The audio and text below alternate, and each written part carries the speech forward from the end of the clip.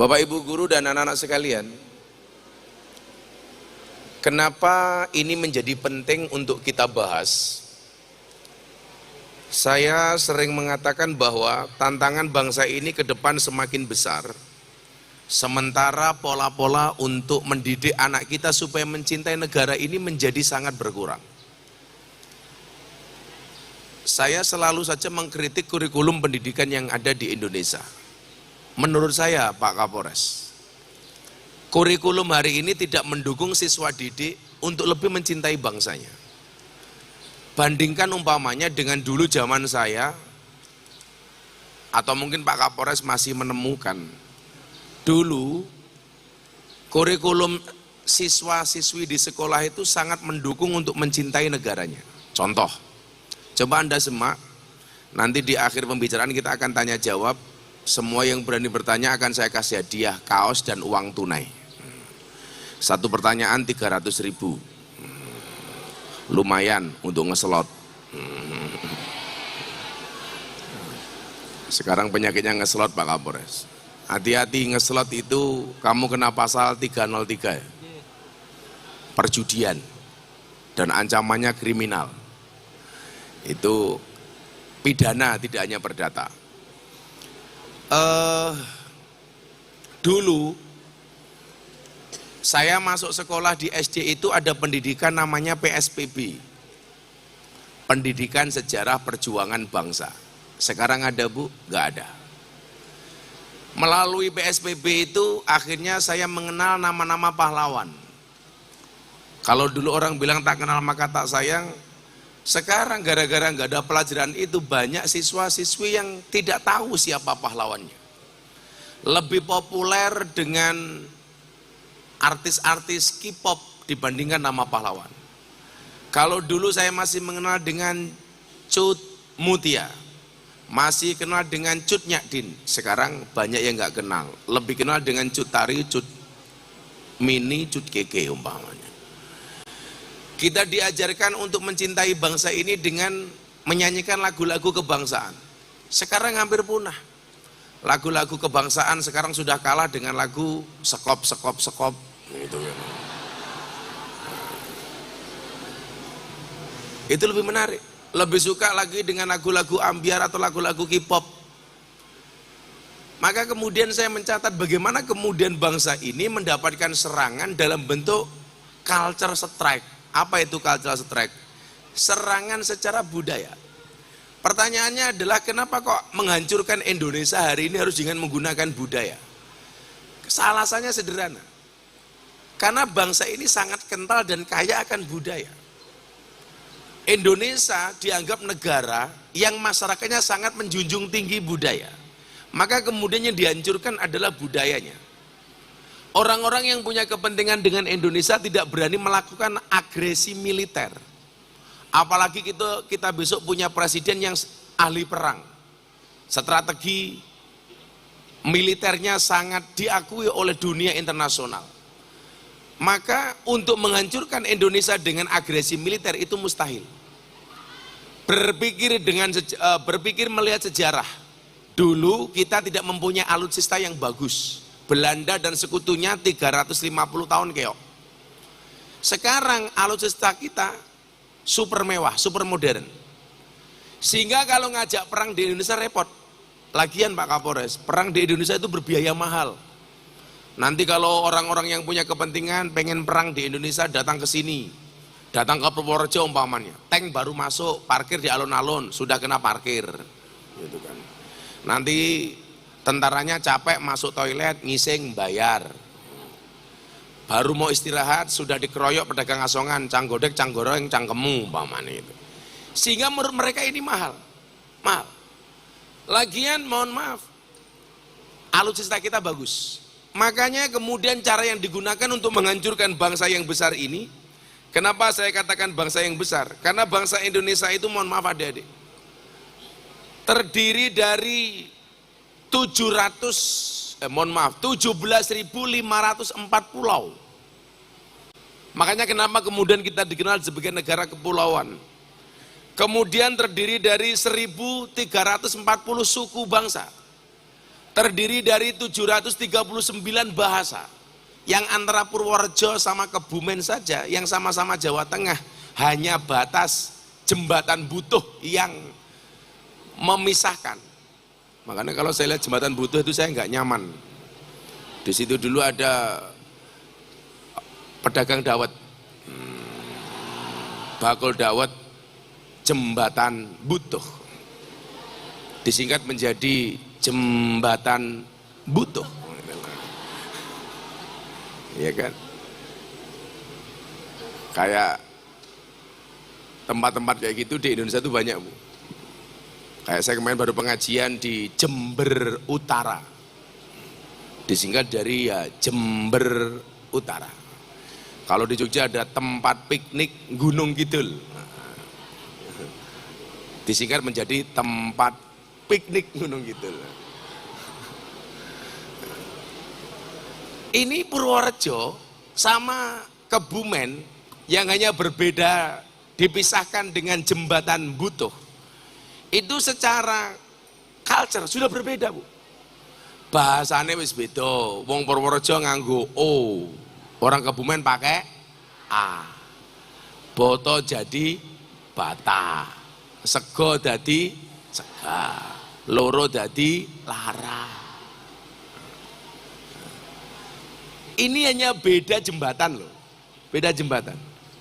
Saya itu salah satu bahasa yang saya kagumi di dunia itu adalah bahasa Ngapak, Bu. Karena saya dulu punya murid itu orang min jumlatil ngapakiyun, orang Ngapak, dalang terkenal dari Tegal, namanya almarhum Ki Entos Susmono. Itu ngaji di tempat saya. Satu saat saya diundang ngaji ke dalam beliau di Tegal. Pagi-pagi saya ditawari udut ngerokok, padahal saya tidak ngerokok.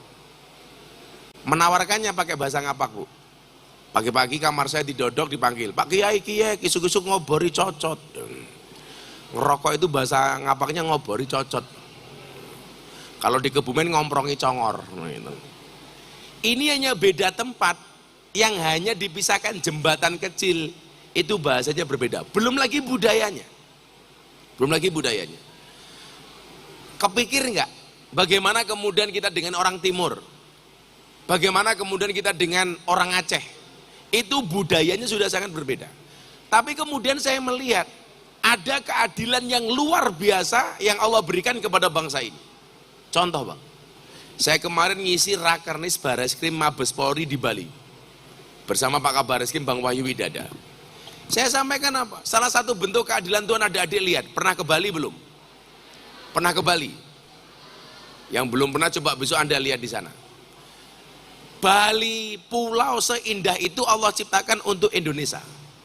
Di mana bentuk keadilan Indonesia? Mohon maaf, di mana bentuk keadilan Allah untuk Indonesia? Keadilannya adalah Allah menciptakan pulau seindah Bali yang mayoritas orang di dalamnya orang non-Islam. Sehingga mohon maaf, Bali bisa maju seperti itu. Coba kalau Anda bayangkan kalau Bali itu di dalamnya mayoritas orang Islam yang garis keras. Begitu di Pantai Kuta ada mbak-mbak sedang sumur, susu dijemur, itu kan. Tahu-tahu dia datang sambil marah-marah, takbir, Allahu Akbar, bubar Bali itu. Tapi ternyata Allah asik. Asiknya di mana? Ini tahu kalau seperti ini orang Islam nggak suka. Maka Pulau Bali dikasihlah orang non-Islam. Lombok itu pulaunya nggak kalah cantik daripada Bali. Di Aceh itu banyak pulau, mohon maaf, pantainya nggak kalah cantik dibandingkan Bali. Kenapa nggak bisa maju? Bukan salah Islamnya. Maka kemudian Allah menempatkan Bali dengan mayoritas orang non-Islam. Sehingga mohon maaf, ada peluang untuk menghancurkan bangsa ini dengan cara mengadu domba antar anak bangsa. Bagaimana kemudian anak-anak lupa dengan sejarahnya? Adik-adik akan tadi, Mas Nduk ya. Mbah-mbah kita itu mohon maaf, mungkin hari ini kita banyak yang lebih pintar daripada mbah-mbah kita. Tapi kearifan lokal mbah-mbah kita nggak bisa kita mengalahkan. Contoh dan orang-orang kayak saya itu masih paham betul bagaimana ilmunya mbah-mbah kita dulu lah. Mbah-mbah kita dulu tuh keren, Bu. Kadang-kadang ilmunya itu di luar nurul. Saya nggak habis fikri saya. Jadi mohon maaf contoh. Mbah Mumbian kok pergi ke kota, belum ada SPBU. belum banyak beredar WC toilet umum. Mangkat, kebelet ngising, nggawa anaknya kebelet ngising. Caranya bagaimana Dan? Anaknya kon gegem watu. Kalau pakai akal, apa hubungannya kebelet ngising karo gegem watu? Ini nggak masuk logika, tapi nyatanya yo terbukti gitu loh. Tangan kalau cantengan Bu, Ibu pernah cantengan atau dulu? Kalau usia kita pernah cantengan lah. Itu bagaimana cara memberikan obatnya? Gampang. Jempolnya kon nglebokke bol pitik. Apa hubungannya canteng karo bol pitik? Tapi yo mari. Saya tanya, kenapa, apa hubungannya? Karena bol pitik iki anget. Dimasukke. Ada lagi yang aneh. Anak kecil kepalanya benjut, mentol, mergo jatuh. Nggak perlu dibawa ke dokter, cukup diblonyoi karo idune mbokne, mari. Apalagi yang lain, matanya merah. Saya bilang sama ibu saya, mak pripun niki? Kowe engko pas ngising cekelan bokongmu karo ndonga. Muga-muga sing abang silitku ora mataku. Mari. Yang lebih mengejutkan lagi apa? Nguyuh anyang-anyangan. Apa solusi nih? Jempol kakinya suruh naleni karet. Apa hubungannya anyang-anyangan karo jempol sing taleni karet? Pertanyaan saya, kenapa sing ditaleni jempole? Dudu titite umpamane gitu loh. Lah kan kudune titite Dan. Kenapa gak jempole? Menunggu ibu-ibu ya protes, lawang lanang taleni saged Gus lawang wedok. Ya dilepo saja gitu loh. Nah, ini kearifan-kearifan lokal yang tidak akan pernah Anda dapatkan dimanapun kecuali di Indonesia tuh. Nah, begitu kayanya bangsa ini, ketika agresi militer dilakukan gak mampu, maka kemudian satu-satunya yang bisa menghancurkan bangsa ini adalah dengan mempertentangkan anak bangsa. Dari sisi agama umpamanya, kita dianugerahi 6 agama. Bagaimana kemudian bangsa ini gak boleh akur gara-gara agama umpamanya. Menjadikan isu agama sangat sensitif. Sedikit-sedikit dianggap penistaan. Sedikit-sedikit masalah. Ada hari saya mau cerita. Saya 2 bulan yang lalu sebelum berangkat haji, saya berkesempatan ke London. Saya meresmikan masjid di kota London. Kemudian saya nonton orkestra. Orkestra ini yang nonton orang Kristen, mayoritas. Isi orkestranya itu temanya itu apa? Mengkritisi agama Kristen, mengkritisi Injil, mengkritisi ajaran-ajaran kekristenan. Jadi misionaris dari Amerika ke Afrika. Yang nonton orang Kristen, temanya tentang kekristenan, menjelek-jelekkan Kristen. Orang nonton biasa-biasa saja. Bukan kok mereka nggak beragama, mereka beragama. Cuman perbedaannya apa? Mereka dewasa dalam menyikapi itu semua. Coba kalau kita Bang, dikit-dikit isunya apa? Penistaan. Dulu Gus Miftah ceramah di gereja, dianggap menistakan agama Islam. Kiai kok belusuan yang gereja. Saat aku menggenggam tasbihku dan kamu menggenggam salibmu. Di saat aku beribadah ke Istiqlal, namun engkau ke katedral. Di saat bioku tertulis Allah Subhanahu wa taala dan biomu tertulis Yesus Kristus. Di saat aku mengucap Assalamualaikum dan kamu mengucap Salam. Di saat aku mengejak Al-Quran dan kamu mengejak Alkitabmu. Kita berbeda saat memanggil nama Tuhan. Tentang aku yang menengadakan tangan dan kau yang melipatkan tangan saat berdoa. Aku, kamu, kita. Bukan Istiqlal dan katedral yang ditakdirkan berdiri berhadapan dengan perbedaan namun tetap harmonis. Andai saja mereka memiliki nyawa, apa tidak mungkin mereka saling mencintai dan menghormati antara satu dan yang lainnya. Terima kasih. Salam. Assalamualaikum warahmatullahi wabarakatuh. Ini ceramah saya tahun 2021 Bu, di gereja Jakarta Utara Penjaringan, bulan puasa. Acaranya bukan peribadatan tapi peresmian gereja. Begitu saya ceramah, potongan ceramah saya ini diposting sama sahabat saya, Master Deddy Corbuzier. 24 jam diposting, ditonton 7 juta kali. Komentarnya 100.000 kali. Mayoritas komentarnya semuanya menghujat saya. Miftah goblok, Miftah sesat, Miftah kafir. Waktu itu saya jawab, aku lebih suka kelihatan sesat daripada kelihatan benar tapi seperti bangsat.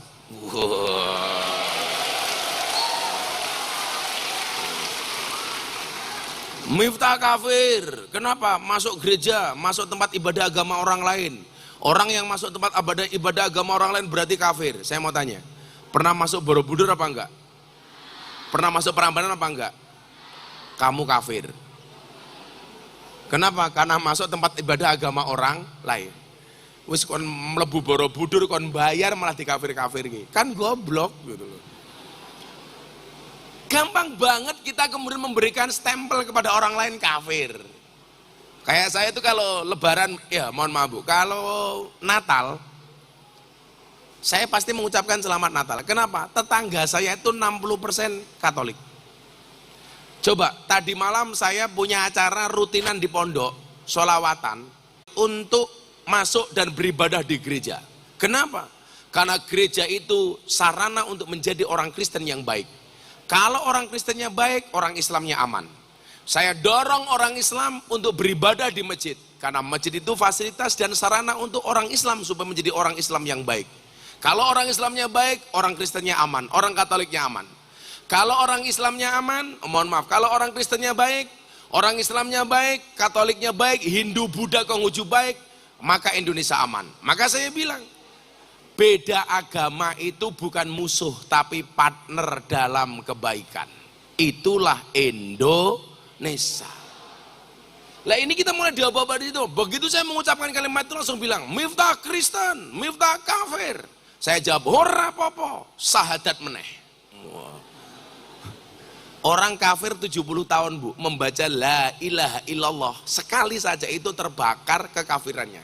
Lah mosok bendino aku ngaji, bendino aku tahlilan, kok aku diarani kafir? Kan bosok matane Bang, gitu loh. Gitu loh. Bosok gitu kan tadi. Nah, pola-pola ini kemudian dilihat, ini seksi nih, Indonesia harus hancur. Bahkan kemudian perbedaan-perbedaan yang sebenarnya kecil, ya jadi masalah.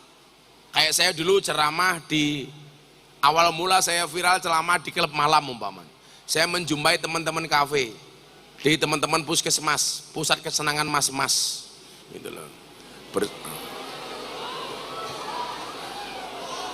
Wow.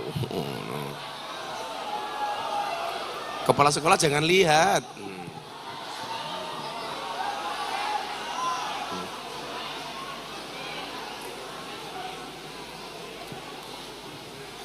Saya itu masuk ke klub malam Pak Kapolres sejak tahun 2000, sejak zaman saya susah.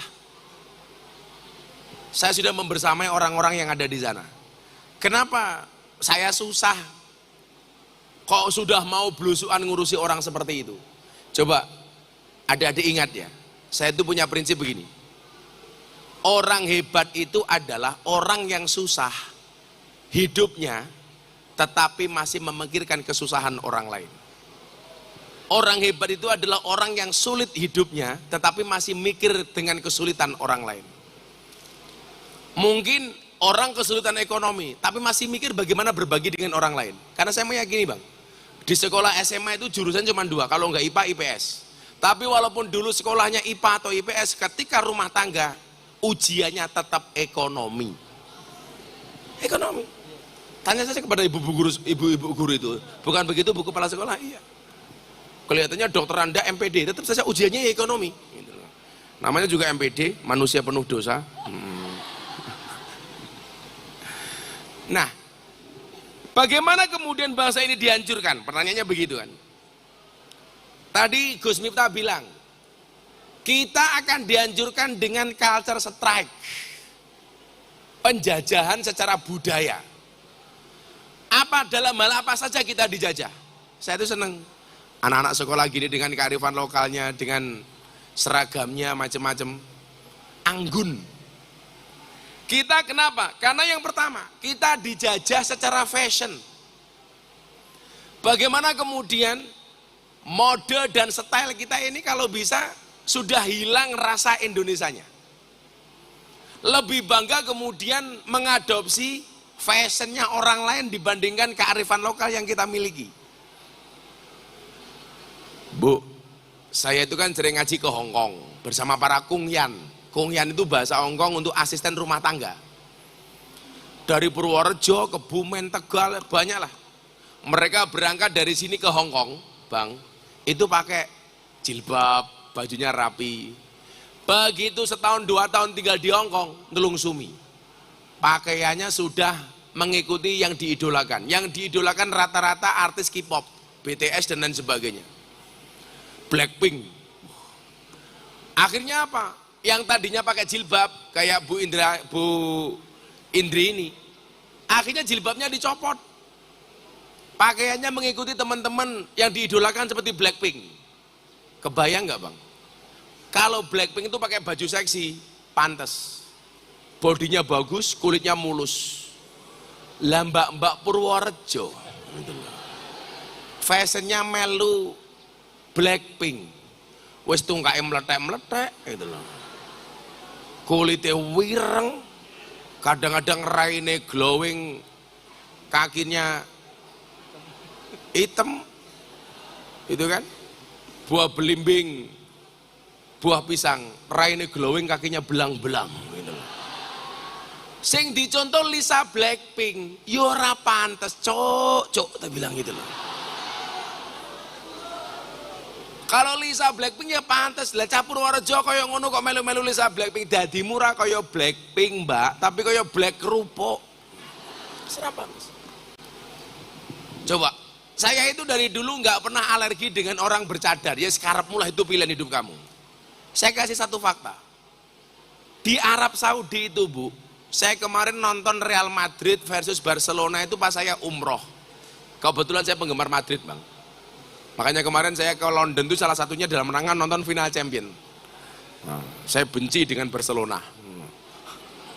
Nah, saya bilang, aku Madrid, kamu Barcelona. Aku sudah married kok kamu masih berkelana. Yang mau saya sampaikan bukan Madridnya. Itu hanya durasi 4 kilo dari Masjid Nabawi. Banyak cewek Madinah yang tidak berjilbab. Sementara cewek Indonesia kalau pakai nikob, pakai cadar, itu mereka kiblatnya mana nduk? Nyontoh wong Arab. Sementara wong Arab sing dicontoh jangankan kok cadar, jilbab loh banyak yang dicopot. Artinya begini, cewek Arab itu kiblat fashionnya nyontoh orang Amerika. Sementara orang Amerika sekarang sudah banyak belajar gamelan nganggo beskap, nganggo blangkon seperti orang Indonesia. Lah orang Indonesia kiblatnya ke Arab. Iki sekualik-walik. Orang Indonesia kiblatnya fashion nyontoh Arab, Arab nyontoh Amerika, Amerika nyontoh Indonesia. Pertanyaannya kenapa? Karena kita nggak pernah bangga dengan budaya kita sendiri. Makanya kenapa kok saya itu dari dulu eksis dan sangat konsisten dengan blangkon saya dalam rangka menjaga kearifan lokal. Maka orang-orang sekarang mengenal saya kok saya pergi kemana nggak pakai blangkon. Orang bertanya, Gus blangkonnya kemana?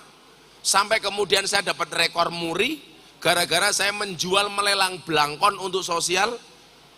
Anda tahu berapa juta blangkon saya dihargai? Yang pertama 200 juta, yang kedua berapa? 900 juta. Blangkonku regane 100 juta Pak, dibeli untuk acara sosial.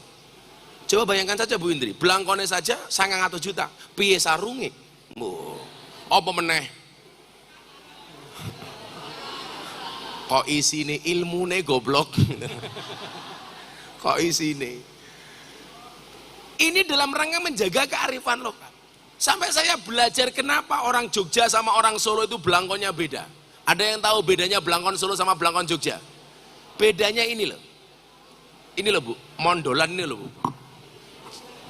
Jadi kalau orang Jogja itu blangkonnya ada, ini ibu namanya apa? Bukan jendolan Bu, mondolan. Orang Jogja pakai ini, orang Solo krepes gak ada ininya. Kenapa orang Jogja bikin belangkon kok jendolnya di belakang? Filosofinya adalah karena penyesalan itu tempatnya di belakang. Karena kalau di depan namanya pendaftaran. Orang Solo nggak ada. Saya itu kalau ngaji ke Bali bang, saya pakai udeng Bali. Saya ngaji di Madura pakai ikat Madura. Kemarin saya ngaji di Merauke, dikasih koteka. Ya saya terima Bu, tapi nggak saya pakai. Oh, saya khawatir kalau tak pakai nggak muat. Gede bang, gede. Karena ada penelitian wong lanang lawatenge gede biasanya manuke cilik. Lawatenge cilik berarti manuke gede. Berarti pesek operatornya itu mesti manuke cilik. Lah kaya gedene kaya ngono wetenge kae ya Allah. Jadi kita dijajah secara fashion. Ya sudah, besok adik-adik keluar dari sekolah yang tadinya berjilbab, ya sudahlah. Yang memang gak berjilbab ya itu pilihan. Islam di Indonesia itu antik, Bu. Islam di Indonesia itu banyak yang gak nutup aurat tapi sholat. Sementara orang Timur Tengah banyak yang nutup aurat tapi gak sholat. Saya mendapatkan fakta itu, Bu. Orang Indonesia itu gak nutup aurat tapi sholat. Contohnya kayak Mbak Nikita Mirzani, murid saya itu. Dia nggak nutup aurat, nggak pakai jilbab, tapi sholat. Malam Jumat yo yasinan, yo sholawatan, yo gede dan pahalan. Oh, mosok yo susu nih lo lah. Ya saya itu kebetulan, Bu. Kalau saya itu kalau orang yang dianggap nakal tuh bagi saya bukan musuh, tapi peluang dakwah. Ada pemabuk itu bagi saya tidak harus saya musuhi, tapi harus saya rangkul. Karena dakwah itu merangkul bukan memukul, mengajak bukan mengejek. Jadi orang-orang kayak gitu manut sama saya. Nikita Mirzani itu siapa yang gak diserang? Ka'bah diserang. Terakhir Wanda Huruhara. Manusia jadi-jadian. Lanang wedok ora jelas. Kalau itu jelas lanang, Bu. Lanang. Ya pokoknya orang-orang yang gak jelas itu saya rangkul. Dulu yang ikut saya idolanya Pak Kapolres Purworejo, Lucinta Luna. Wah, wayu bang. Tapi begitu dirangkul, busine metu tungul.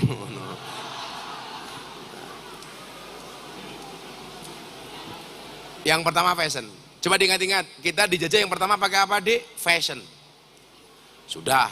Makanya kalau saya santai banget, Bang. Saya itu di kalangan para kiai dianggap paling nyeleneh. Nggak pernah pakai baju koko, jarang. Celana yang saya pakai juga nggak jelas itu celana apa sarung, apa tokrung, katok sarung. Saya jarang pakai peci.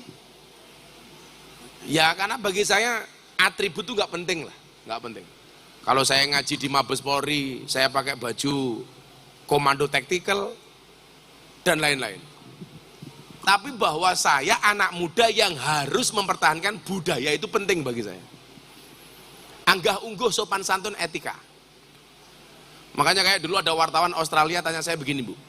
Gus, saya lihat di YouTube kenapa Gus Miftah itu sering bilang dancuk.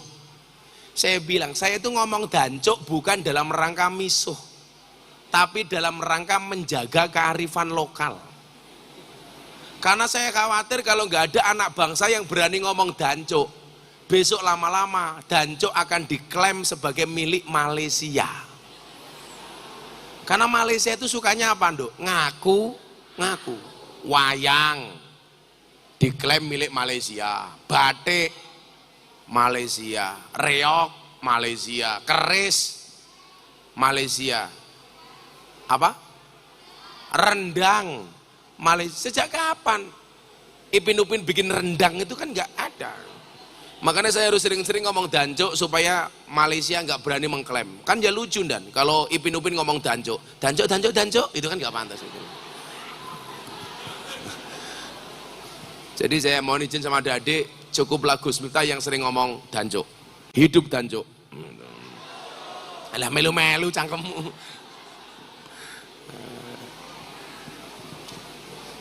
Kemudian yang kedua, dua lagi. Saya itu lagi malas ngomong sebenarnya, capek banget saya itu. Nomor dua, kita dijajah dari segi apa, Nduk? Food, makanan. Makanya dulu ketika Percil itu bikin lagu Joko Tingkir minum dawet, ngombe dawet, yang lain protes, saya mendukung. Itu menghina Joko Tingkir, kenapa Joko Tingkir ngombe dawet? Salah ngombe dawet nanti. Lagian kalau Joko Tingkir ngombe dawet ku yo pas, karena zaman Joko Tingkir adanya cuman kopi degan karo dawet. Yang salah itu kalau Joko Tingkir ngombe boba, wih masalah. Zaman Joko Tingkir ngono boba, Pak. Ngono.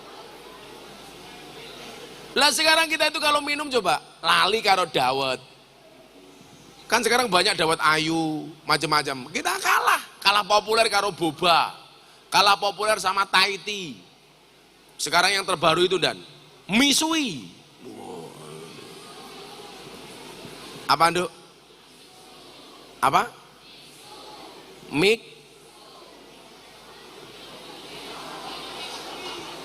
Misui. Nama lainnya adalah Dancuk.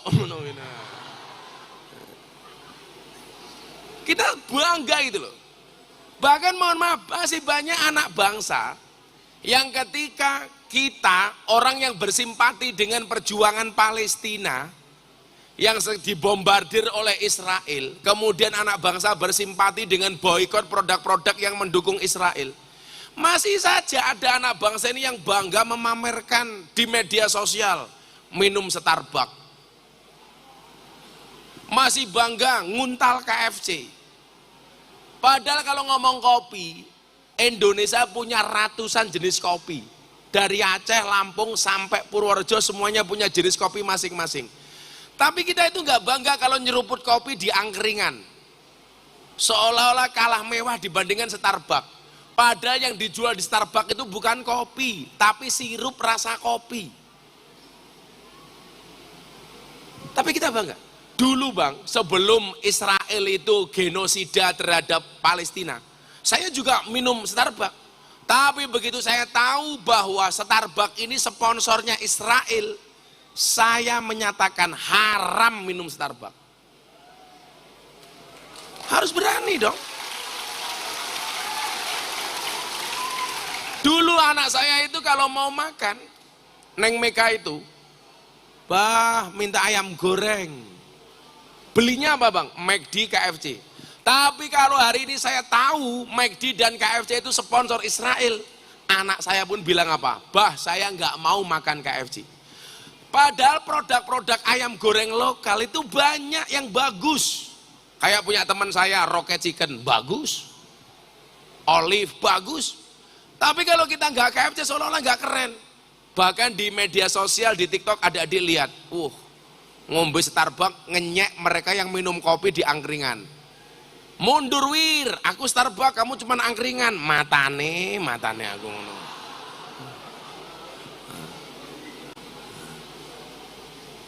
Harusnya kalian gantian kamu jawab, Nduk. Kalau yang mundur wir, saya Starbucks, kamu angkringan. Kamu gantian bilang, mundur wir, saya punya cinta, kamu bencana. Bangga bang. Makanan-makanan yang berbau-bau luar seneng. Sementara dengan produk sendiri kita mencemooh, gak bangga, dan lain-lain. Kemudian yang ketiga kita dijajah dengan apa? Fun, rasa senang. Yang dimunculkan melalui apa? Melalui media sosial, melalui HP dan lain sebagainya. Sehingga mohon maaf, keberadaan HP itu dulu, kalau saya sebut merek, Nokia. Nokia itu pertama kali muncul tujuannya untuk apa? Connecting the people. Untuk nyambungin sesama manusia. Tujuannya apa? Untuk mendekatkan yang jauh. Kalau dulu HP itu untuk mendekatkan yang jauh, sekarang yang terjadi apa, Nduk? Menjauhkan yang dekat. Neng ruangan yang sama, bapak, ibu, anak-anak. Bapaknya nyekel HP dewe, mboknya nyekel HP dewe, anak-anaknya nyekel HP dewe. Anaknya lihat Tom and Jerry, mboknya lihat telenovela, bapaknya lihat Giselle. Umpamane.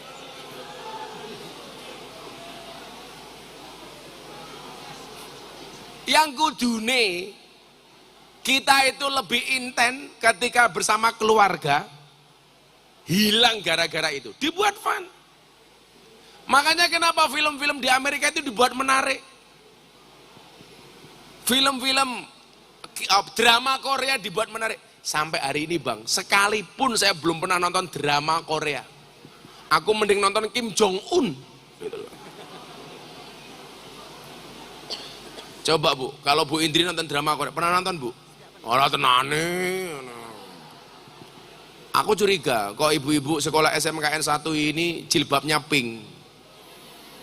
Itu mungkin korban dari drakor ini loh. Jadi wis tua-tua tapi sok kemayu itu drakor itu pasti. Oh, peraturan pemerintah harus pakai pink gitu? Ya, kalau putih minyak salem. Oh, jadi kalau bajunya putih, permennya harus pakai pink. Oh, so menterinya diganti wae radong kuwi. Ya mungkin Bu Indri ini pakai pink itu menolak tua. Bisa juga menolak muda, apa menolak tua, pengen ketok nom terus. Gampang saja Bu Indri. Kalau Bu Indri itu pengen kelihatan muda terus gampang. Satu, jaga pola makan, pola pikir, pola raga ya. Kemudian yang ketiga, yang keempat adalah berdusta ketika ditanya usia. Itu mesti muda. Makanya kalau saya itu investasi saya Bu, saya olahraga. Saya dulu zaman Covid itu Jogja Purworejo PP sepedaan biasa Bu. Jogja Sragen, Jogja Borobudur PP. Karena saya bilang berolahragalah agar sendimu kuat. Apalagi kalau kamu sendirian. Makanya saya nggak kalah sama Pak Kapolres. Saya lebih suka olahraga itu nge-gym, fitness sama sepedaan Bang. Tapi yang suka sepedaan saya kasih tahu, tetap berhati-hati di jalan. Karena jatuh di aspal tidak seindah jatuh di pelukan mantan.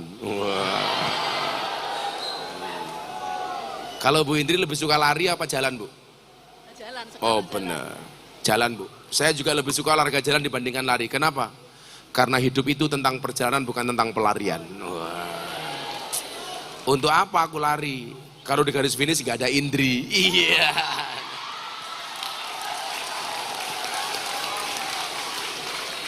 Bu Indri mulai raiso turu.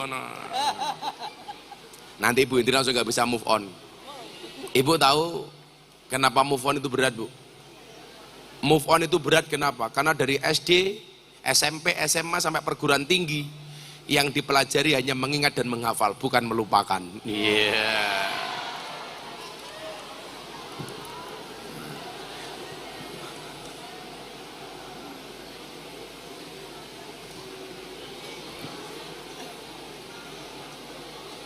Move on itu pilihan. Gagal move on itu cobaan. Pura-pura move on, pencitraan. Fun, rasa seneng. Melalui film, melalui gadget dan lain sebagainya. Maka kemudian adik-adik, hari ini Anda generasi milenial, bahkan generasi Z, generasi Y yang identik dengan medsos. Tolong bijaklah di dalam bermedsos. Followlah akun-akun yang membuat kamu nyaman. Postinglah yang penting, jangan yang penting posting. Proteksi dirimu dari paham-paham yang kurang baik melalui medsos. Radikalisme hari ini salah satu pintu masuknya di mana Bang? Melalui medsos. Kalau toh ada rohis di sekolahan, tolong diseleksi penceramah yang masuk. Jangan yang berpaham kanan atau kiri, yang radikal, yang berwahabi dan lain sebagainya. Itu adalah pola-pola untuk menjaga bangsa ini dengan pola-pola yang kecil dan sederhana. Mungkin itu sebagai pembukaan. Silakan Mas hostnya dipandu. Saya pengen ngobrol sama adik-adik. Yang berani tanya saya kasih uang, saya kasih kaos. Ayo Mas. Oke, siap, siap Gus. Berapa orang Gus? Cewek 2, cowok 2 dulu. Cewek 2, cowok 2. Oke, siapa yang mau tanya? Yang tadi sebelah sana Mas. Ya, ya kamu. 1. Yang sebelah sana, turun dulu. Tangannya turun dulu, coba. Tangannya turun dulu. Tangannya turun. Yang mau tanya angkat. Oke, kamu yang pakai kacamata. Oke, untuk mbaknya sebelah sini, turun dulu. Angkat tangan. Kamu yang tengah. Satu yang ini. Maju sini, maju. Ayo.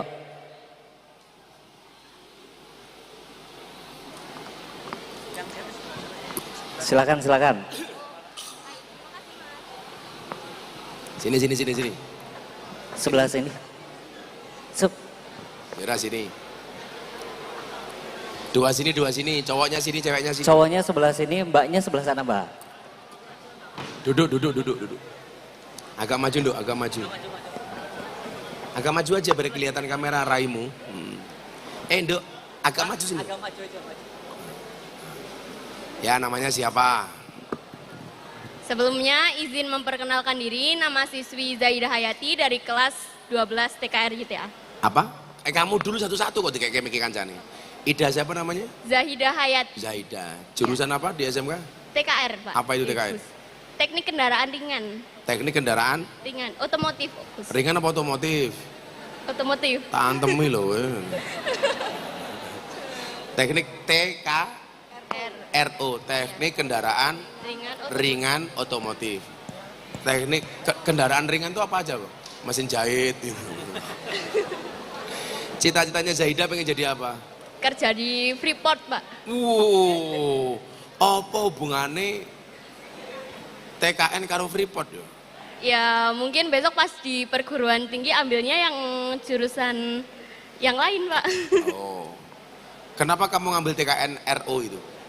TKRO itu?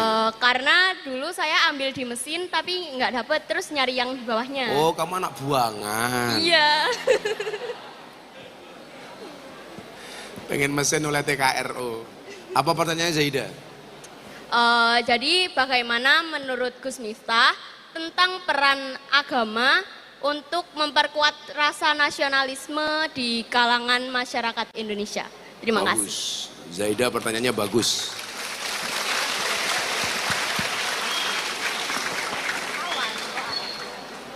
Kita mengenal lagunya Mbah Wahab. Ya lal waton, ya lal waton, ya lal waton. Terusannya itu apa? Hubul waton minal iman.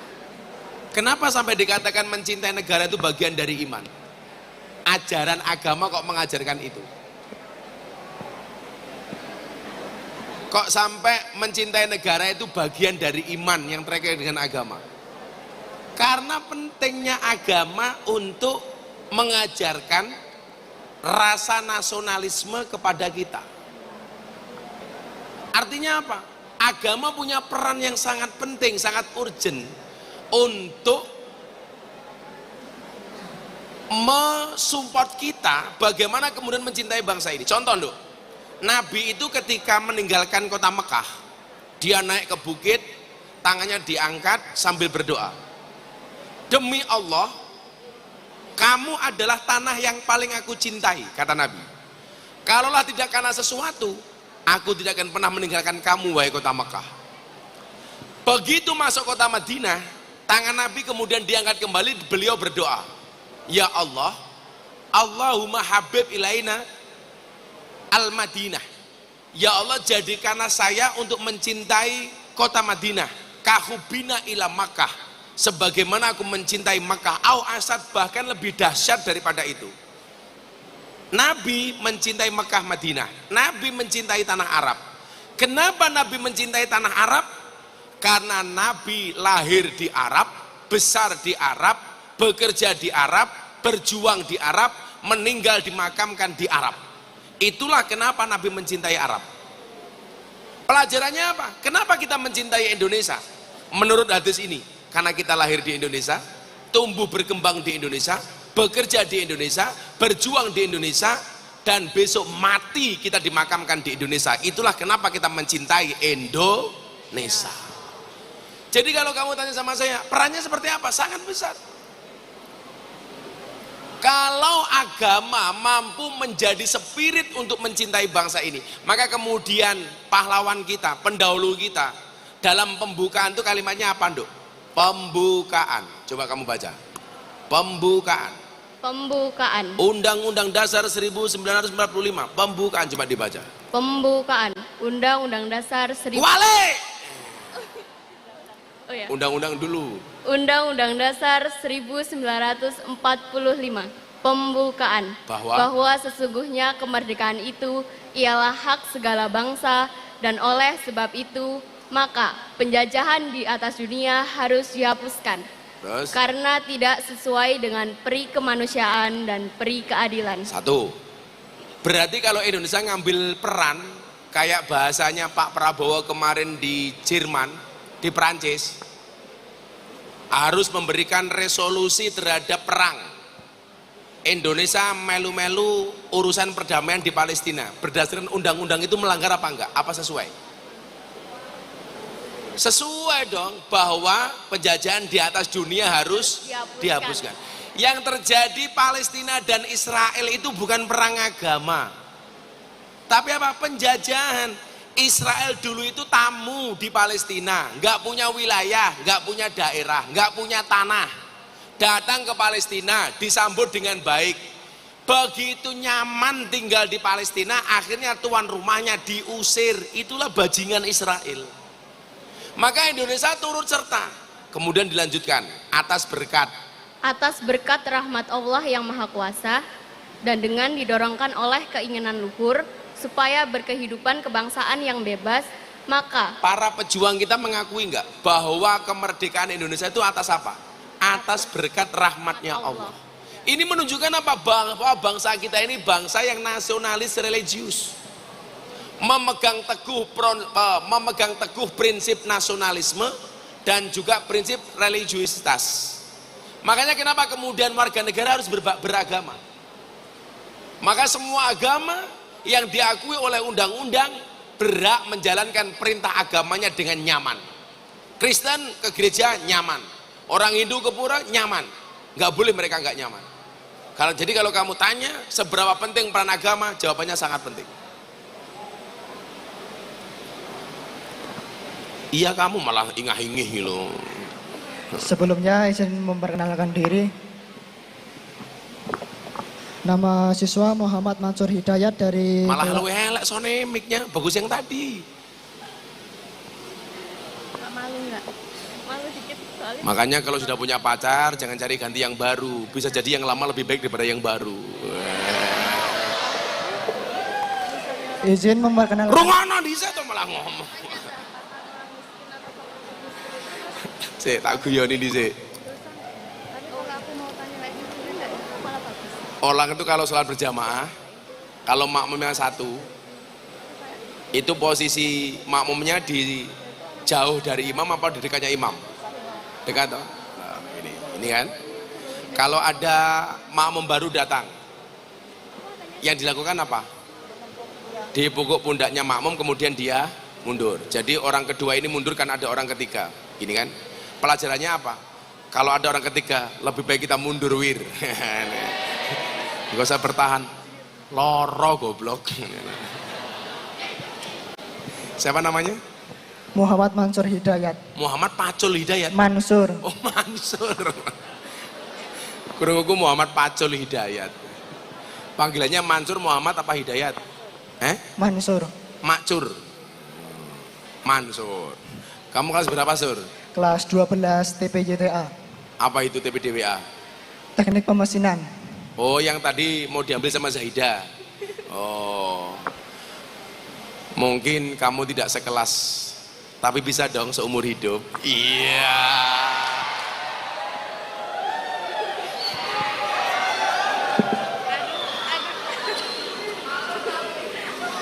Insya Allah, Mansur tidak sekelas, tapi bisa sekamar ya. Kayaknya Mansur berharap gitu. Cita-citanya Mansur pengen jadi apa? Masinis. Masinis. Kenapa pengen jadi masinis? Pengen nyetir sepur, Pak. Pengen nyetir sepur di DJKA ya.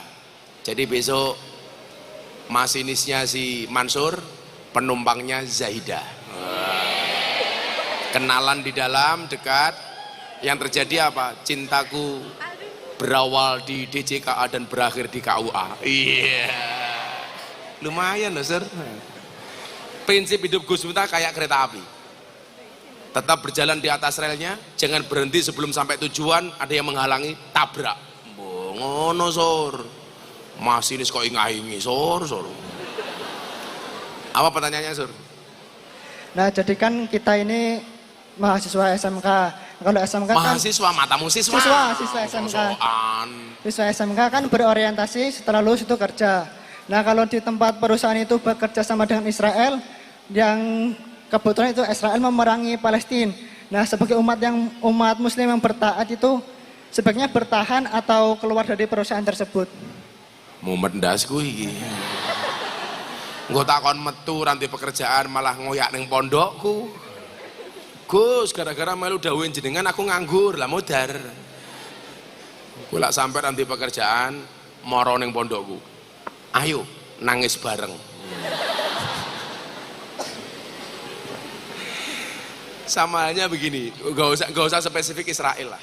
Gak usah spesifik Israel. Nanti ya. Boleh nggak orang Islam itu bekerja kepada orang non-Islam? Boleh. Boleh nggak orang non-Islam bekerja kepada orang Islam? Boleh. Boleh nggak kita menerima pemberian dari orang non-Islam? Boleh. Begitu juga sebaliknya. Ada contohnya Gus Ono. Nabi Muhammad itu dimusuhi Abu Lahab mulai kapan? Mulai Nabi Muhammad ngaku dirinya sebagai Nabi. Sebelum ngaku sebagai Nabi, Nabi Muhammad dimusuhi nggak sama pamannya Abu Lahab? Enggak. Berarti selama 40 tahun ada interaksi antara Nabi Muhammad dengan Abu Lahab. Apa bukti orang Islam boleh menerima dari non-Islam? Yang namanya ponaan, kira-kira pernah nggak Nabi Muhammad itu menerima pemberian dari pamannya? Rakyat kurma siji, yo mesti pernah. Artinya apa? Nabi juga menerima pemberian dari orang kafir. Boleh. Lagi, kamu tahu Nabi Musa? Tahu neng kan ada pelajaran agama, Pak. Oh, ada pelajaran agama. Guru agamamu siapa?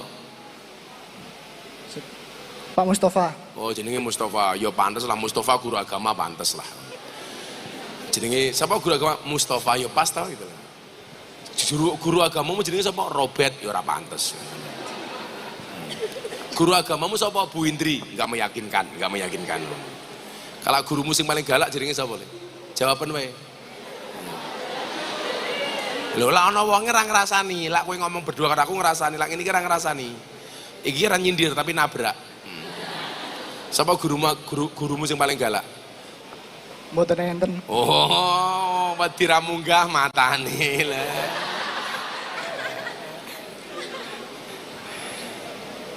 Musa itu lahir di zamannya siapa, Dek?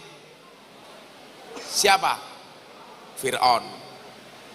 Musa itu apanya Fir'aun? Anak angkatnya Fir'aun. Musa itu lahir di zaman Fir'aun yang punya undang-undang. Apa undang-undangnya Fir'aun?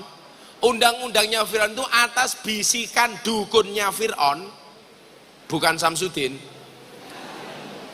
Fir'aun punya peraturan, setiap bayi yang lahir dengan jenis kelamin laki-laki harus dibunuh. Karena berpotensi menjadi kompetitornya Fir'aun. Begitu ibunya Musa melahirkan, ternyata titit bukan tutut. Ini berpotensi dibunuh sama Fir'aun. Yang terjadi apa? Ibunya Musa mendapatkan firasat supaya bayi Musa dihanyutkan di sungai, mendarat di belakang kerajaan Fir'aun. Yang menemukan bayinya Musa siapa? Istrinya Fir'aun. Namanya siapa? Siti Asiyah. Kalau Aisyah itu istrinya Nabi Muhammad, istrinya Fir'aun namanya Siti Asiyah. Bukan Siti Indri ya. Masa bojone Fir'aun, Bu? Oh, bayinya dibawa pulang, Bu. Sampai rumah kerajaan ketemu sama Fir'aun. Ditanya, "Kuwi sopo?" Asiyah, bayi. Dapat dari mana? Kali. Lanang apa wedok? Lanang. Fir'aun langsung marah. Bunuh. Bayi laki-laki harus dibunuh. Siti Asiyah berani berargumen. Nggak bisa Mas On, nggak bisa. Kan Fir'aun. Mosok nggak bisa. Mansur, berarti Fir'aunnya raimu. Nggak bisa. Dibunuh. Asia ngeyel, nggak bisa Mas. Kenapa?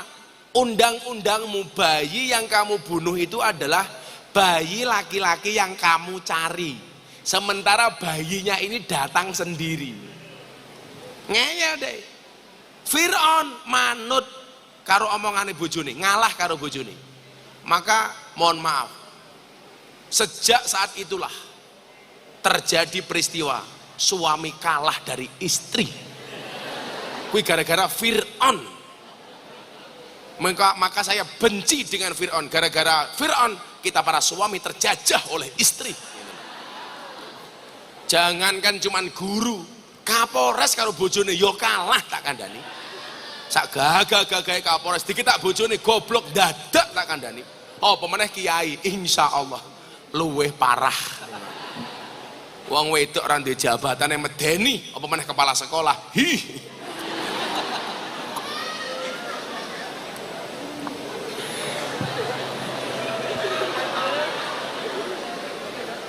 Kayak di bojo guru itu nyenengke bang.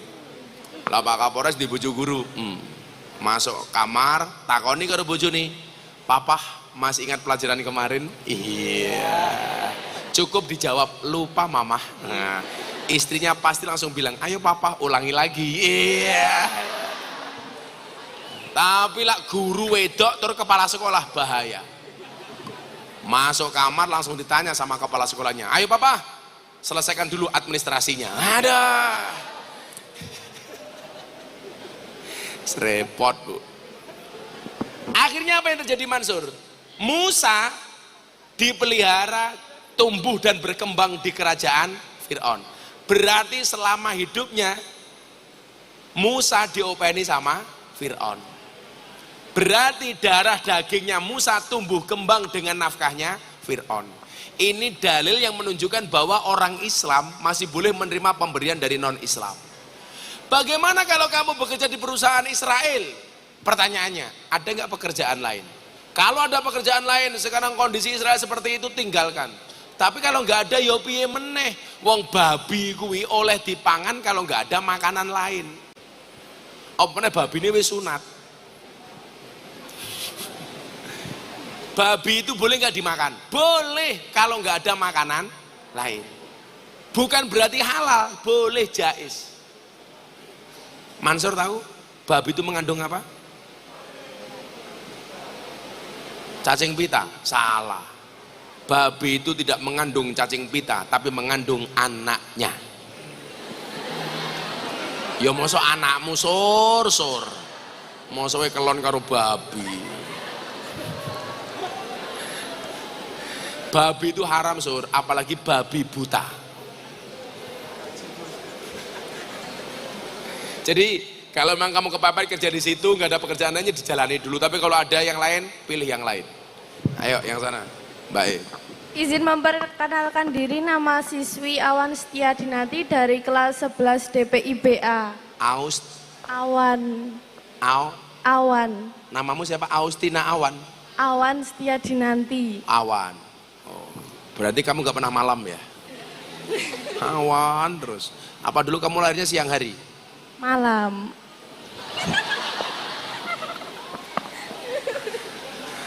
Lahirnya bengi jenenge Awan. Bapakmu siapa bapakmu?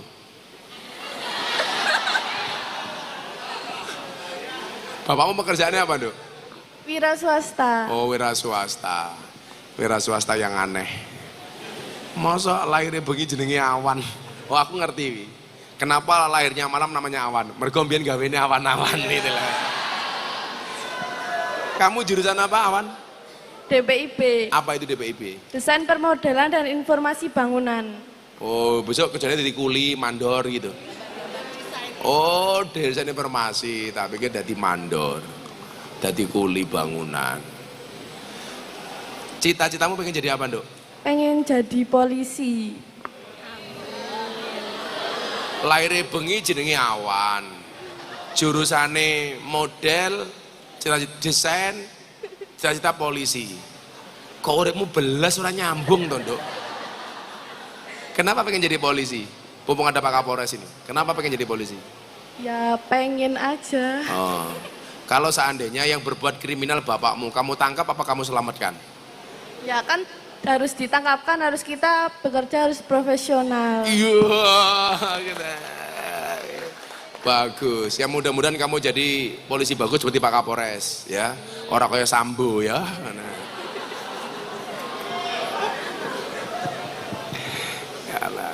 Silakan Bu Polwan pertanyaannya. Kan kalau misalnya orang yang mampu harus memberikan orang yang tidak mampu, tapi kan itu tidak wajib. Tapi kalau orang yang mampu tersebut memposting itu dan memamer-mamerkan, apakah dosa? Memamerkan pemberiannya gitu. Ya, apakah dosa atau tidak? Kamu mampu nggak? Ya, mampu. Oh ya udah nggak tak kasih. Lagian kalau sama Awan kan cewek. Saya nggak pernah mau ngasih uang. Maunya ngasih mahar. Iya.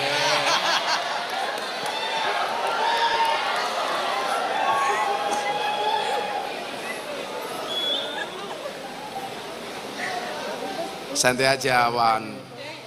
Awan tuh kalau sama Mansur kalau berjodoh pasti ketemu. Ketemunya di mana? Di pelaminan. Sebagai apa? Sebagai tamu.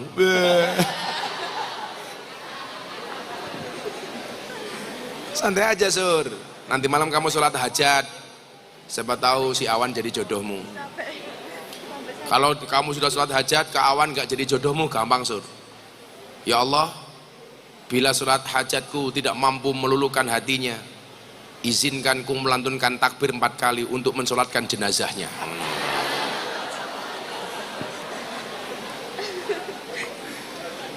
Pertanyaan yang sama pernah ditanyakan Raffi Ahmad ke saya. Zaman dia dulu sering sedekah kemudian diposting. Atta Halilintar juga sama. Kebetulan kemarin saya haji bareng Atta, bareng Putra, bareng Raffi Ahmad dan lain-lain. Boleh nggak orang sedekah dulu diposting? Jawabannya boleh. Boleh nggak sedekah itu terang-terangan? Boleh. Sedekah itu boleh siang hari, malam hari, sirra wa alaniyah. Boleh terang-terangan, boleh tersembunyi. Berarti yang diposting itu pemberiannya, jangan wajahnya yang dikasih. Ngomongnya aku meneh awakmu, tak rekam gini. Inilah wajah orang susah, ngomongnya gini. Kelihatan kan wajahnya kayak kotak infak, umpamanya. Tapi bahwa kita memberi boleh diposting, itu boleh. Karena sedekah itu boleh malam hari. Tak ajarin ini Dok. Ya tak ajarin sedekah. Umpamanya awakmu pengen sedekah di duit 1.000. Bagilah dalam 4 kategori. Yang 25.000 kamu kasih malam hari. Yang 25.000 kamu sedekahkan siang hari. Yang 25.000 kamu sedekahkan secara tersembunyi-sembunyi. Yang 25.000 secara terang-terangan. Boleh. Ini menunjukkan apa? Tidak semuanya harus disembunyikan, tapi juga tidak semuanya harus diposting. Saya hari ini justru Pak Kapolres mengkampanyekan posting kebaikan. Posting konten kebaikan, apapun itu kalau kontennya baik tolong diposting. Kenapa kebaikan harus diposting? Karena kalau orang yang berbuat baik gak mau posting, maka yang terjadi, yang viral dan yang FYP di medsos, konten-konten maksiat dan dosa. Kenapa banyak konten yang jelek kok viral, FYP? Karena orang baik gak pernah mau posting kebaikannya. Maka yang terjadi yang jelek-jeleklah yang viral. Kayak dulu Bu, di Surabaya ada cewek pakai jilbab, kotangnya dibuka, direkam, hai guys, susuku gede guys. Viral Bang. Ndelelah aku yo pas ndelok gitu loh. Untung saya lihatnya pakai kacamata hitam. Sehingga mata saya mendelik tidak kelihatan. Dok, punya konten bagus kamu posting. Orang yang lebay-lebay tok sing mau posting malah aib. Pacaran, ditinggalke karo pacare. Wah, gawe status, minggato aku iso golek liyane. Wah. Apa coba? Guru yang ngono, duwe masalah karo bojone, nulis status Facebook. Jam 10 bengi bojone rung mulih, status. Aku kedinginan nih. Wah. Diwaca karo Kapolres langsung dikomentari, tak temenin poh. Iya. Gus Miftah malu komen, WK. Saya pernah Bu, ada janda 60 tahun jamaah saya. Jam 10 malam update status. Ada nggak yang mau jadi imamku? Ya Allah. Tak jawab, wonten Mbah. Tanya lagi dia, sinten Gus? Israel. Aku yang ngono. Swidak tahun golek imam. Dirabi karo Mansur iso modar dhisik. Iso keracunan kowe sur. Susu fragmentasi. Jadi boleh memberikan nafkah, memberikan sedekah secara terang-terangan. Ya kamu, ini murid apa guru ini? Murid Pak. Oh, koraimu tua banget. Namanya siapa? Bani Sifa Al-Munawar. Siapa? Bani Israel. Sifa. Oh Sifa, panggilannya? Bani. Kelas berapa kamu Bani? Kelas 10. Kelas 10. Jurusan? Mesin. Oh mesin. Kamu suka mesin? Iya. Belum. Mau aja. Loh, kok mau aja? Iki wong ra niat belas ku uripe. Seneng-seneng orang-orang lho. Kamu seneng mesin? Disuruh orang tua Pak. Oh, ala kamu korban ambisi orang tuamu. Iya. Jadi orang tuamu itu tahu kenapa kamu dimasukkan mesin. Mergo raimu ireng kaya oli tak kandhane. Cita-citanya Bani pengen jadi apa nih? Pengen kayak Gus Miftah. Apa? Pengen kayak Gus, ini klasifikannya kayak pengen jadi kiai ini lonte, ada. Atau pengen jadi kiai, apa pengen jadi AKBP, aku kiainya Bapak Prabowo. pengen apa? Pengen jadi kiai gitu. Nggih. Kiai kok sekolah ning mesin to, cocok iki kepiye aku mendas kuwi. Besok pengen ning pondok apa ora? Enggak. Aduh. Pengen kayak Gus Miftah gelem mondok jangan jaga sembung makan nasi pinco enggak nyambung, Cuk. Wes, cita-cita yang konkret. Pengen jadi apa? Kiai, polisi, tentara? Kiai. Kiai ra gelem mondok iki lho, Bu. Wes murid Indri ngare mumet ndase. Apa pertanyaannya, Bani?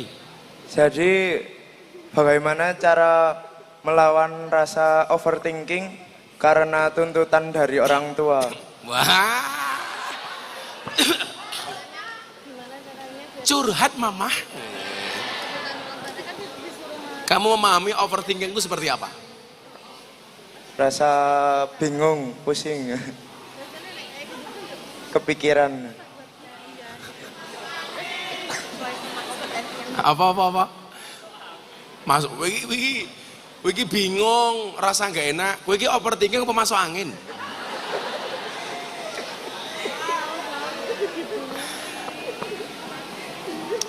Jadi kamu tahu angin itu warnanya apa? Nggak terlihat, Gus. Ketok abang. Buktinya wong masuk angin dikeroki abang goblok gitu loh.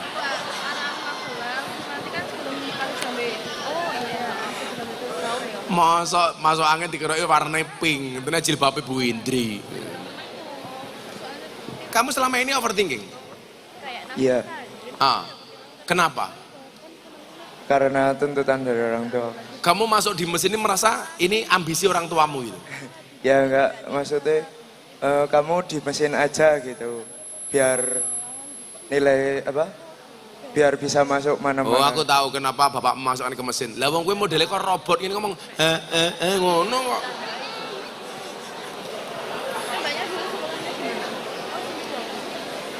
Kamu tahu bedanya Jepang, Jerman sama Bu Indri? Jerman, Jepang sama Bu Indri. Jerman bikin mobil, Jepang bikin robot, Bu Indri bikin kangen. Iya. Raisa duru.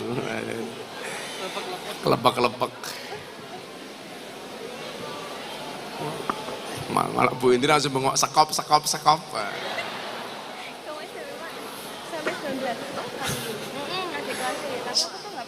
Sekarang begini Mas Bani, overthinking itu nggak bagus. Overthinking itu nggak bagus. Contoh orang yang overthinking itu apa, Nduk? Khawatir dengan masa depannya, itu overthinking. Coba sekarang Bani saya kasih kasus. Bani, kamu numpak perahu di tengah sungai.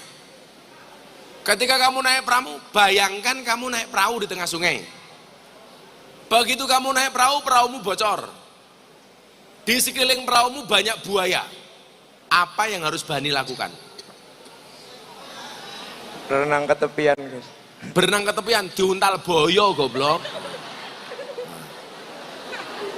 Gayane berenang.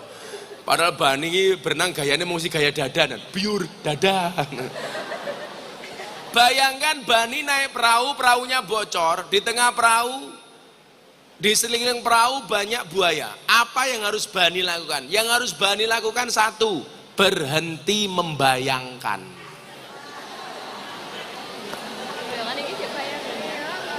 Betul? Tadi saya bilang apa? Bayangkan.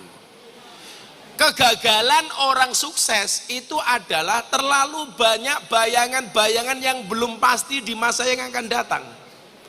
Sesuk laku kuliah ning SMK sok uripku kepiye? Besok kalau saya nikah suami saya siapa? Aku selak duwe bojo kaya Mansur ingah-ingih kepiye umpamane. Umpamane lho, Sur. Kita itu takut dengan bayangan-bayangan. Makanya saya sampaikan apa? Bayangan itu adalah ilusi buruk tentang masa depan. Daripada kamu membayangkan sesuatu yang belum terjadi, lebih baik kamu mempersiapkan diri. Jadi yang perlu kamu lakukan satu, mempersiapkan dirimu sebaik-baiknya. Nggak ada di dunia ini orang yang tidak mampu, adanya mau atau tidak. Kalau mampu pasti mampu. Karena nggak mungkin Allah itu memberikan seseorang hanya kekurangan toh, nggak punya kelebihan. Di balik kekurangan pasti ada kelebihan, saudara Bani, dan di balik kelebihan pasti ada kembalian. Jujul. Jadi kamu nggak usah overthinking. Semuanya membawa rezeki masing-masing. Kamu tadi siapa namanya? Awan. Zaida, Bu Indri, saya, Pak Kapolsek, Mansur, Bani, semuanya punya rezeki masing-masing. Cuman yang perlu kamu ingat, hari ini kita berada di atas panggung yang sama, tapi dengan amplop yang berbeda. Yaudah, masing-masing 300.000.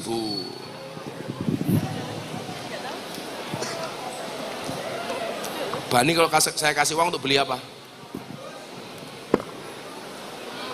Sedekah, Gus. Wah, nyedekai koncone ya. Yang 300. Jangan robot budek iki jangan. Ben. Ya. Mansur Hidayat.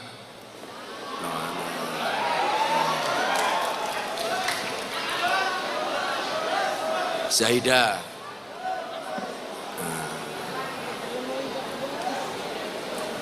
Punya Awan yang ngasih Mansur, kasih Sur. Kasih sana. Inilah dia proses pemberian mas kawin. Iya.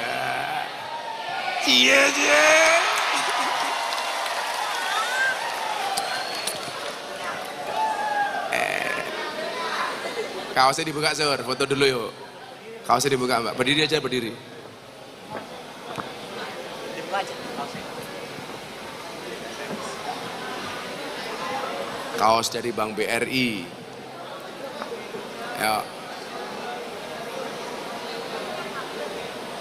Oke, makasih semuanya.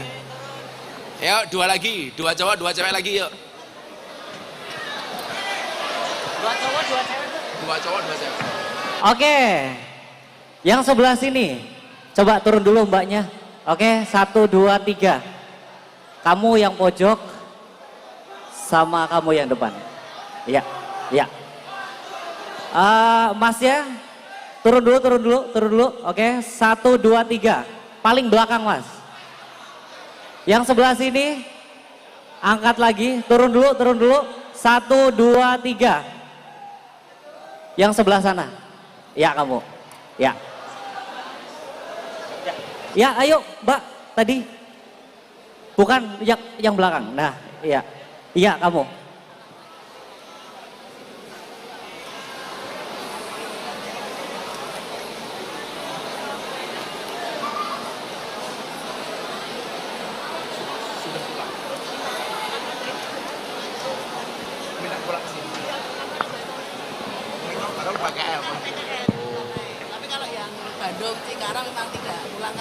Semuanya berapa?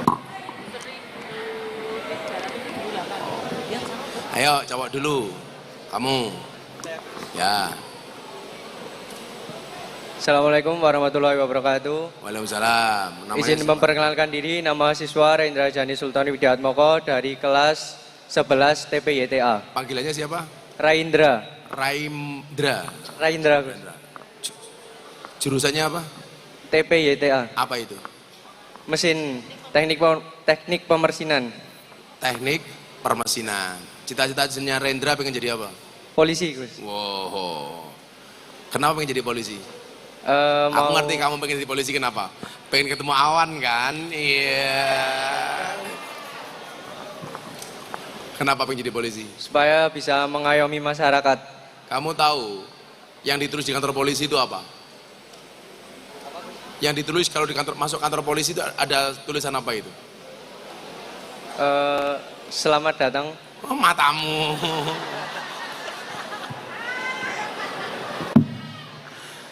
Selamat datang sagon-gon yono le.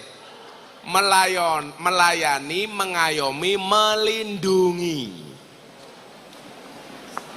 Ono malah selamat datang. Kamu tahu selamat datang bahasa ngapaknya apa? Enggak, Gus. Sugeng teka. Apa pertanyaannya, Pak Polisi? Saya mau tanya kan di zaman sekarang itu banyak anak remaja khususnya yang tidak mempedulikan masa depan bangsa kita. Nah itu menurut Gus Miftah pendapat dan solusinya seperti apa? Kita harus memiliki sense of belonging, rasa memiliki terhadap bangsa ini. Karena masa depan bangsa Indonesia itu ya pada kalian.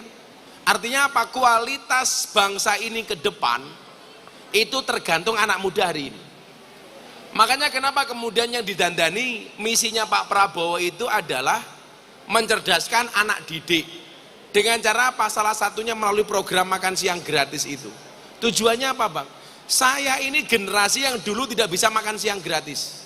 Saya di pondok nggak dapat kiriman dari orang tua, teman saya jajan, saya nggak bisa jajan. Upacara bendera, setelah upacara teman saya jajan dawet, saya nggak bisa jajan. Artinya masih banyak anak bangsa Indonesia hari ini yang tidak bisa makan siang. Kenapa? Karena berangkat dari ekonomi orang tua yang pas-pasan. Apalagi kayak di Jawa Tengah ini umpamanya, kemiskinannya menurun daripada orang tua kepada anak-anaknya. Sehingga apa? Tujuannya adalah memperbaiki SDM. Sumber daya manusianya diperbaiki supaya kita punya generasi yang unggul. Tujuannya apa? Karena masa depan bangsa ini ada pada pemudanya. Makanya kenapa kalian tuh harus lebih pintar dibandingkan Bu Indri? Karena tantangan di masamu besok pasti jauh lebih besar dibandingkan zamannya Bu Indri. Bu Indri dulu kuliahnya lebih gampang. Saya dulu kuliah nggak pernah masuk lulus. Karena zamannya masih memungkinkan. Sekarang nggak mungkin. Karena ada absensi yang harus tertib dan lain sebagainya. Nah, rasa memiliki itulah yang kemudian kamu mau berpikir terhadap bangsa ini. Makanya kemudian sering kita dengar apa? Jangan pernah bertanya kamu dapat apa dari negara. Tapi yang perlu kamu tanyakan adalah apa sumbangsihmu untuk negara. Kita nggak perlu perang kita nggak perlu angkat senjata. Cukup menjadi warga negara yang baik. Caranya bagaimana? Menghormati pemimpin. Saya paling nggak nyaman Pak. Takoni, tak takoni awakmu, Rendra. Siapakah nama presiden pertama Indonesia? Insinyur Soekarno. Sing luwih sopan titik le. Sopo presiden? Bapak Insinyur Soekarno. Sopo presidenmu saiki? Bapak Presiden Joko Widodo. Bapak Presiden Jokowi. Saya itu paling nggak nyaman. Sopo Presiden Jokowi? Nggak pantas. Sopo esok Presiden Prabowo? Ini menurut saya degradasi moral. Nggak menghormati para pemimpinnya. Makanya kenapa saya sekarang bikin konser sama After Sen itu. Kadang-kadang sama Mas Denny Caknan. Silaturahmi kebangsaan. Temanya apa? Terima kasih Pak Jokowi, selamat datang Pak Prabowo. Bangsa ini harus ngerti jasa para pahlawan. Jasa orang-orang hebat memberikan sumbangsihnya untuk bangsa ini. Dengan Pak Jokowi umpamanya 10 tahun memberikan sumbangsih untuk bangsa ini. Kenapa yang kita lihat cuman kurangnya terus? Eleknya tok. Benar tidak ada gading yang tidak retak. Tapi yang dilihat itu gadingnya bukan retaknya. Yang dilihat itu lebihnya bukan kurangnya. Itu salah satu untuk mencintai bangsa ini. Apalagi kamu polisi, harus mempunyai wawasan kebangsaan yang baik. Nah, iki malah dolanan HP wae. Ayo kamu. HP ini keras yang gaya. Mohon izin. Huawei. HP ini Huawei. Mohon izin memperkenalkan diri. Nama saya Lean Fadila Nur Hanifah. Lea. Lean. Lea. L-E-A-N. Oh Lean, apa Lea? Demit berarti. Dari kelas 11 DPIBB. 11? DPIB. Apa itu BPIB? Desain Permodelan dan Informasi Bangunan atau Arsitektur. Oke, apa cita-citamu? Psikolog. Aneh meneh, psikolog. Kenapa? Kamu melihat temanmu banyak yang stres ya? Enggak. Emang keinginan dari dulu-dulu lagi. Oh, psikolog. Ya. Oke. Apa pertanyaannya? Pertanyaan saya, maaf saya baca, saya catat tadi. Boleh. Ya. Di luar tema juga boleh, asal keluar dari hatimu. Iya. Baik, pertanyaan saya, bagaimana caranya membangun rasa kebangsaan yang tinggi, tetapi rasa kebangsaan yang kita miliki itu tidak mengalahkan agama, serta cara taat dalam beragama atau beragama dengan baik, tetapi selaras dengan jiwa kebangsaan yang baik. Maksudnya kita beragama tetapi tidak saklek atau tidak yang menolak kemajuan zaman dan sebagainya. Allah sampaikan dalam Al-Quran surat Al-Baqarah, wa kadzalika ja'alnakum ummatan wasaton. Jadilah umat yang tengah-tengah. Tengah-tengah itu berarti apa? Moderat. Tidak ekstrim kiri, tidak ekstrim kanan. Baik di dalam berbangsa maupun beragama kita harus moderat. Makanya kenapa gerakan saya namanya gerakan moderasi. Berbangsa dan beragama yang happy dan menyenangkan. Kenapa? Agama itu lahir sebagai sebuah solusi, bukan problem. Jadi kalau orang ribet dengan agamanya, berarti dia menganggap agama itu sebagai problem. Padahal agama itu hadir sebagai solusi. Gus, kenapa kalau agama sebagai solusi banyak aturannya? Kenapa kok agama banyak aturannya? Jawabannya sederhana. Kenapa agama banyak aturannya? Karena manusia banyak maunya. Maka kemauan-kemauan manusia harus diatur. Yang atur siapa? Agama. Bagaimana kemudian terkait dengan berbangsa dan negara? Siapa yang ngatur? Negara. Urusannya karo lalu lintas, siapa yang ngatur? Polisi. Jadi semuanya itu solusi. Agama dan bangsa harus hadir sebagai solusi, bukan problem. Selama ini yang menganggap problem siapa? Orang yang bermasalah. Contoh, orang yang bermasalah dengan lalu lintas siapa? Yang melanggar peraturan lalu lintas. Siapa yang nggak pakai helm? Siapa yang keluar nggak pakai SIM, nggak bawa SIM, dan lain sebagainya. Jadi kalau kamu bisa mendudukkan itu, kamu beragama asik. Kamu tidak akan menjadi Tuhan atas kesalahan orang lain. Kamu tidak gampang menghakimi orang lain. Karena hakikat manusia diciptakan itu untuk saling mengenal dan menasihati, bukan saling menilai dan menghakimi. Tapi parahnya manusia kadang-kadang menjadi hakim dan jaksa bagi kesalahan orang lain dan menjadi pengacara bagi kesalahan diri sendiri. Kalau ada orang lain salah kita tuntut, kita hakimi, sementara kalau kita salah membela diri. Itu nggak pas. Jadilah orang beragama dan bernegara yang moderat. Assalamualaikum warahmatullahi wabarakatuh. Waalaikumsalam. Izin memperkenalkan diri, nama saya Naufal Dava Lukman dari kelas 10 Teknik Mesin. Novel. Naufal. Oh, Naufal. Cita-citanya apa, Pal? Ultraman.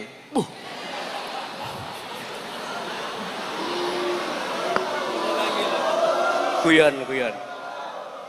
Kenapa pengen jadi Ultraman? Enggak, maksud dari Ultraman itu jadi manusia yang berguna buat bangsa, negara, orang tua juga agama. Oh, itu ada pada sosok Ultraman ngono. Enggak, cuman perumpamaan aja, Gus. Korban film. Untung nggak Superman. Superman ini goblok loh. Badannya besar, bajunya es. Lebih goblok lagi, pakai sempak di luar. Yang paling goblok yang nonton. Tahu orang goblok kenapa ditonton? Superman. Kamu tahu kenapa Superman kalau terbang tangannya cuma satu di depan? Enggak tahu. Yang satu di mana? Di bokong. Di bokong. Bener. Kenapa yang terbang cuma begini? Karena yang satunya keli sempak. Menram lotrok. Apa pertanyaannya Ultraman?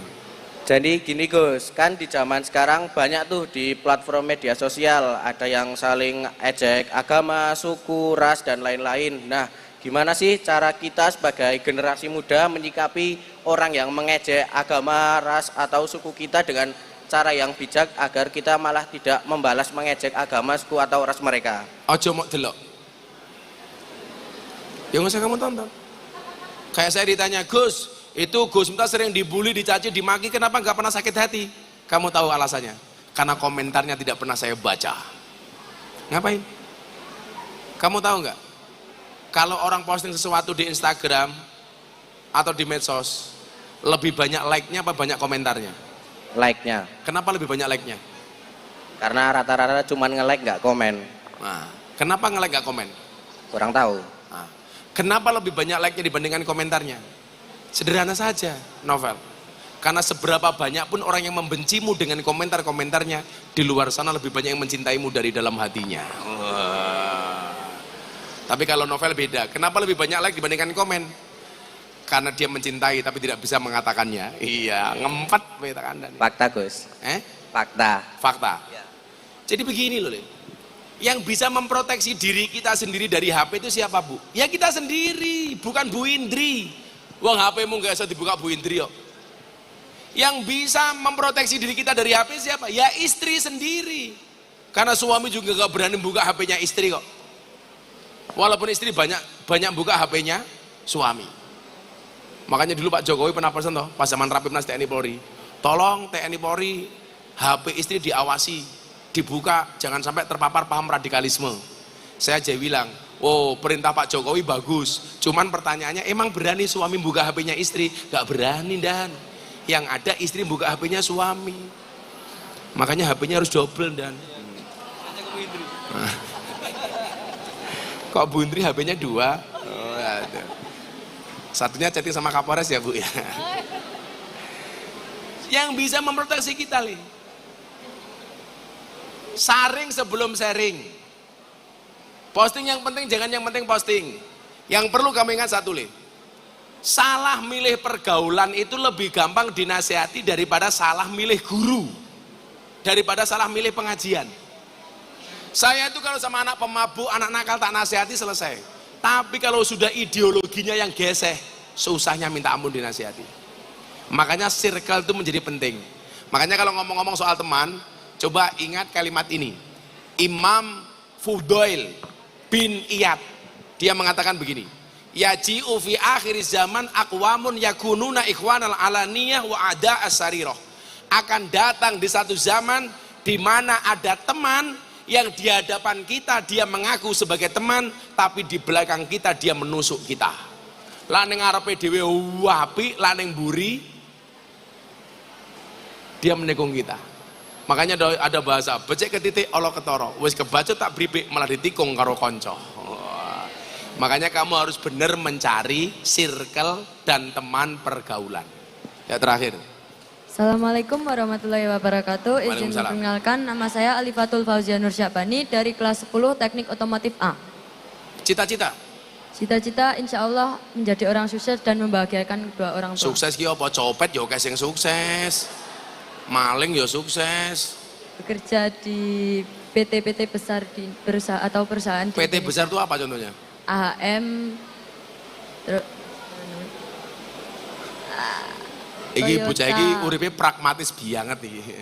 Oke kerja iki ning AHM. AHM. Kamu nggak pengen jadi apa gitu nggak? Enggak. Oh enggak. Ya karepmu lah, karepmu. Apa pertanyaannya? Jadi gini Gus, kan di zaman yang semakin maju sekarang banyak pemuda ataupun masyarakat yang rasa nasionalisme dan patriotismenya itu kurang. Sedangkan intoleransi dan rasisme itu tinggi. Nah, bagaimana cara... Kamu pernah melakukan rasis gak? Pernah. Apa contohnya? Pembulian kayak dibully fisik gitu atau... Apa bulinya contohnya? Bullying tentang fisik. Gue rungokno kanca-kancane kuwi sing bully sapa wingi matane. Enggak boleh. Kamu dibully, oh cah cilik ireng ngono. Kalau itu bukan bully, itu fakta. Ora. Terus kamu sakit hati gitu? Ya, enggak sih Gus. Biasa ya, ya. Terus pertanyaan kamu apa? Bagaimana cara kita menanggapinya? Cara kita menangani agar masalah itu bisa selesai dan bagaimana cara kita meningkatkan rasa nasionalisme dan patriotisme serta mengurangi rasa intoleransi dan rasismenya itu.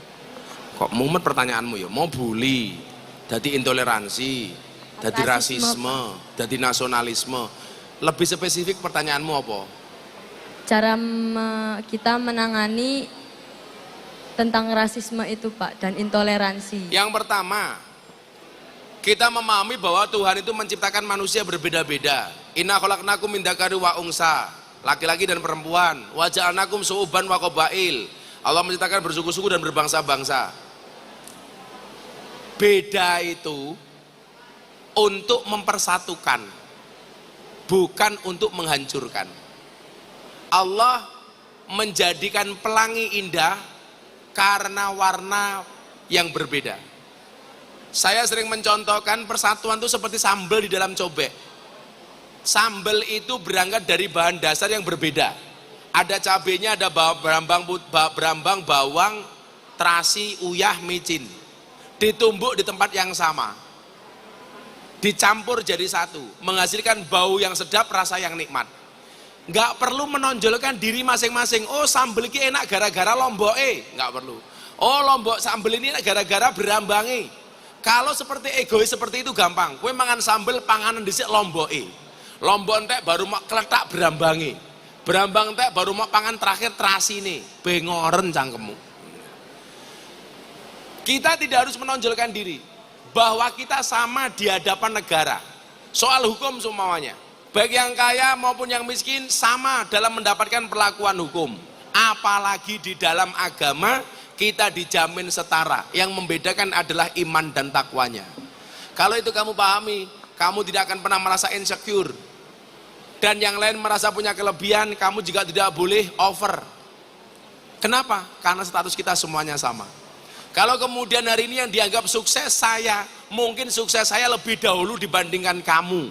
Tapi bukan berarti kamu tidak bisa sukses, bahkan mungkin bisa lebih sukses daripada Gus Miftah. Amin. Makanya saya bilang, dan hidup di dunia tidak semudah membolak-balikkan tangan, tapi dengan tangan kita bisa membolak-balikkan dunia. Itu prinsip saya. Saya selalu bilang, bermimpilah dalam hidup, jangan hidup dalam mimpi. Oke, masing-masing 300. Oke, sing paling lemu ya.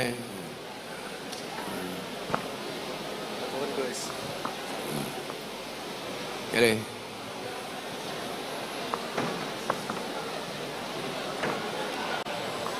Endok.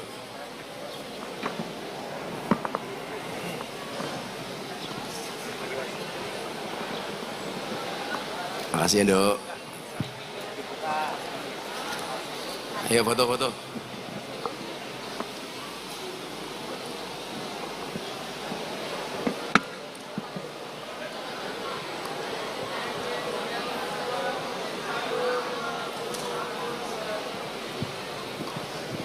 Terima kasih Bu Indri dan seluruh jajaran SMKN Purworejo, 1 Purworejo atas penerimaannya.